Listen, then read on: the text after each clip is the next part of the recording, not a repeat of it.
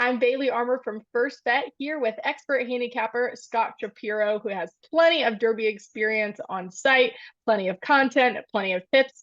And today we're here to tell you about how to wager on the Kentucky Derby like a pro. Now, Scott, I know we've talked about this a lot back and forth, and we kind of identified three key things that you want to avoid as you head into this weekend of handicapping for the Kentucky Derby. What can you tell the people about what not to do? Yeah, Bailey, exciting times, one of the most exciting times of the year, period, especially as a racing fan. We kind of look forward to this. We handicap the Derby for 6 months, it seems. At least some of us weirdos do.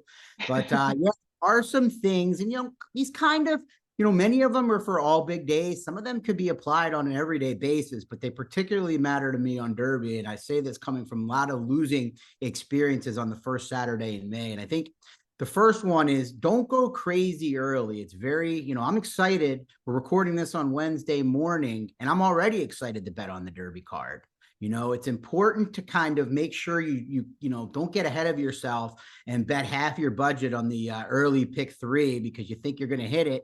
And then you miss out on that. You got half your budget left, some of your stronger opinions to go. So I think that is a key, not to go crazy early because of the excitement and the adrenaline flowing.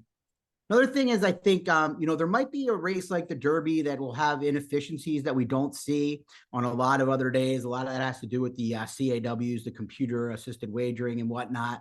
But I think with the, other races, don't think you've got to, make big bets on them or bet more just because they're stakes races and they're bigger. The inefficiencies probably aren't that much better, if at all. And from what I understand, $5,000 claiming events, when you go to the window, they pay the same amount as these big races. So that's always something to keep in mind, right? And then, don't try to be a hero on the big day. It's actually more difficult because of the field sizes to hit pick fours, pick fives, supers. I know everybody wants the big score. They want to have that story on Derby Day that they have to tell forever. But don't try to be a hero. Kind of stick to your normal plan. Sure, if you want to play the Derby superfecta because you think there's, once in a year type value there, that's understandable. But getting too far outside of your comfort zone, I think, can lead to poor decisions and a losing day. Yeah, I feel like we're all waiting for like the first day of summer camp. Like there's so much buzz around Derby, but it really is so important to remember, kind of pace yourself and really understand and make those smart wagers as we head into this weekend. Now, No, we talked absolutely. about, no, go ahead.